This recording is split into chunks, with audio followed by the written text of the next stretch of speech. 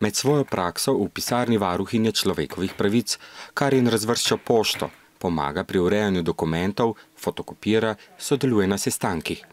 Karin je izjemno prijetna punčka, domiselna, zelo zvedava, zelo redoljubna, predvsem pa pove točno to, kar misli. Če nekdo klepeta na kolegiju, ga opozori.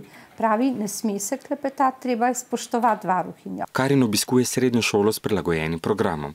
Ko bo končala šolanje, bo lahko delala kot pomočnica tajnice.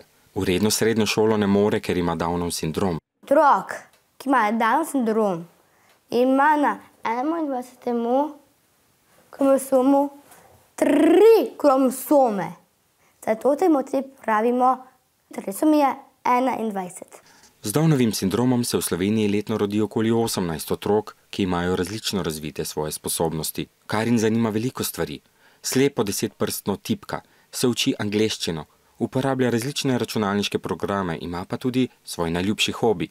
Najboljša sem v šahu, ker sem premagala enkrat mamico, se mi zdi, očka, krat premagam. Otroci z Downovim sindromom ponavadi obiskujejo osnovno šolo s prilagojenim programom.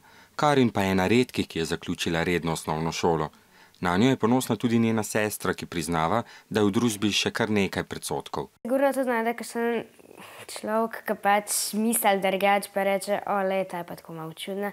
Jaz mislim pač, da teh ljudi večinoma ni, ampak se najde kakšen. Karin predsodki drugih ne omejujejo in zato že kuje načrte za prihodnost. Bomo naredili bivalno skupnost za otroke, ki imajo Downov sindrom kot jaz.